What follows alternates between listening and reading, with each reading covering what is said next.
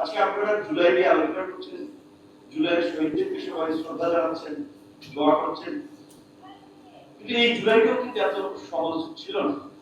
পরিষ্কারভাবে জুলাইয়ের শুরু থেকে কয়টা দল এই জুলাইয়ের পক্ষে ছিল, কয়টা দল স্টেটমেন্ট দিয়েছে, কয়টা দল কবে থেকে আন্দোলনে সর্বাত্মকভাবে যুক্ত হয়েছে আপনারা দেখেন। এই সেগুলো কিন্তু আপনাদেরকে মেলাতে হবে। তো আমি বলছি যে সুযোগটা পরিস্থিতিতে আসলে সবাই বলবেন যে প্রকৃতির কারণে প্রাকৃতিক কারণে বাধ্য হচ্ছে কি অংশগ্রহণ করেছে। উইলিংলি অনেককে বলেও আন্দোলন সংগ্রাম ঐক্যবদ্ধ করতে পারিনি। যে কারণে একটা পর আন্দোলন হয়েছে যুগপৎ আন্দোলন, একসাথে সম্ভব না, ব্যানারের মঞ্চে অনেক ধরনের ঝামেলা। তো যাই হোক, এই পরিবর্তনটা আমি মনে করি যে আল্লাহর একটা রহমত। আদারওয়াইজ এটা খুব বেশি সহজে সম্ভব ছিল। আমরা ধরে নিয়েছিলাম, আপনারাও তো অনেকে বলতেন যে শেখ হাসিনা যতদিন আছে এই দেশে পরিবর্তন হবে না, শেখ হাসিনা যতদিন আছে শেখের প্রতি ক্ষমতায় থাকবে। এটা কিন্তু অনেকে ধরেই নিয়েছে। অনেক বাঘা বাঘা রাজনীতিক নেতৃত্ব রাজনীতি ছেড়ে দিয়েছে, দেশের বাইরে পরিবার পরিজন নিয়ে চলে গেছে।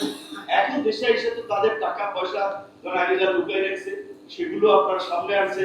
অনেকে যারা স্বীকৃত দুর্নীতি এবং অপরাধের কারণে শাস্তি পেয়েছিলেন আদালতের মাধ্যমে, তারাও অনেক এখন বঞ্চিত ছিলেন, নিপীড়িত ছিলেন, ভুক্তভোগী ছিলেন। এই অজুহাতকে সামনে এনে খালাস দিয়ে দিয়েছে। অথচ এই আন্দোলনে কিন্তু তাদের সেই ভূমিকাটা ছিল না। তো আমি এই কথাগুলো বলছি এই কারণে যে বাংলাদেশের আমরা দুর্বৃত্তায়িত রাজনীতির পরিবর্তনের কথা বলে আসছি, লুটপাটের রাজনীতির পরিবর্তনের কথা আমরা বলে আসছি।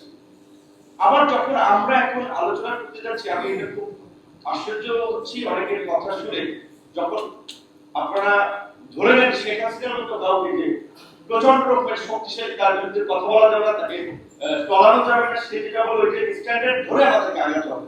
এক্ষেত্রে প্রতিষ্ঠিত দুইজন বক্তা বলছে অমুক দল বড় দল, কাজে তাদের এই বিষয়ে কি মতামত, তাদের ছাড়া যাওয়া যাবে না, তাদের সাথে আলোচনা করে সমঝোতায় যে কেন আমরা একটি দলের মুখোমুখি হবো, কেন আমরা একটি ব্যক্তির মুখোমুখি হবো। এই জুলাই গণঅভ্যুত্থান কিংবা এই পরিবর্তন কি কোনো ব্যক্তি কোনো দলকে কেন্দ্র করে হয়েছে?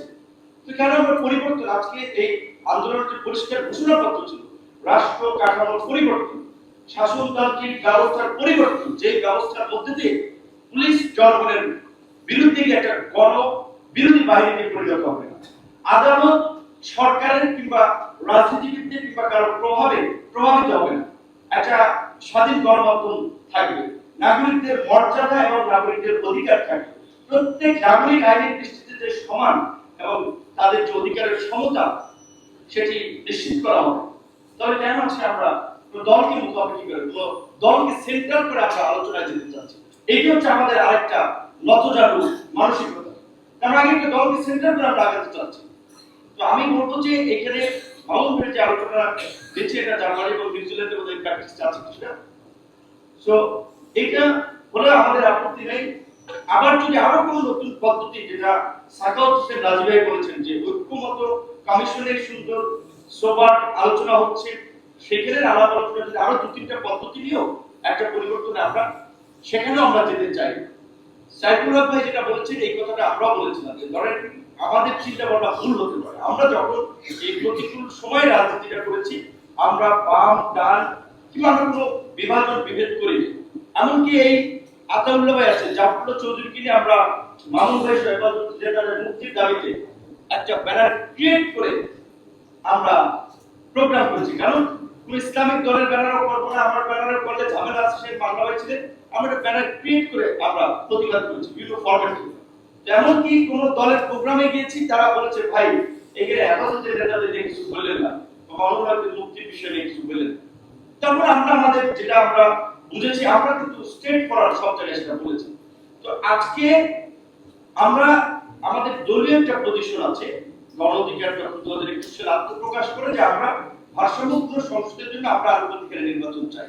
কিন্তু আমরা বর্তমান সময় আমরা বলছি যে আমরা একা চাইলে তো হবে না, সব দল যদি একমত হয় আমরা সেখানে যেতে চাই, প্রয়োজনে আমাদের দলীয় পজিশন আমরা পরিবর্তন করতে চাই। তো আমরা আলাপ আলোচনায় দেখলাম যে বাংলাদেশের এখন যে একটা পদ্ধতি নিয়ে আলোচনা হচ্ছে যে দ্বিকক্ষ বিশিষ্ট সংসদ, লোয়ার হাউসের 400 আসন, আপার হাউসের 500, 100 মোট 500। সেই আপার হাউসের 100 প্রাথমিকভাবে পেয়ার পদ্ধতিতে হবে। আমরা সেটাও যদি হয় আলহামদুলিল্লাহ, আমরা পুরোটা চেয়েছি, পুরোটা মানে অর্ধেক হচ্ছে। এখন আমি সবার প্রতি সম্মান রেখে বলছি, আমি যদি মনে করি যে আমার প্রতিষ্ঠানটা ঠিক এবং অন্যদেরকে যদি আমরা এস্টিমেট করে অন্যদের প্রস্তাবনাকে ডিনাই করে বিতর্ক তৈরি করে বিভ্রান্তি তৈরি করার বক্তব্য দেই, তাহলে অন্যদেরকে অসম্মান করা হয়। তাই আমি বলছি যে আমি সবারটা নিয়ে আমি আগাতে চাই, কিন্তু অনেকে যে ন্যারেটিভ তৈরি করার চেষ্টা করছেন, যে বয়ান এস্টাবলিশ করার চেষ্টা করছেন যে উচ্চ কক্ষায় একটা পুনর্বাসন কেন্দ্র হবে, কাদের পুনর্বাসন কেন্দ্র হবে?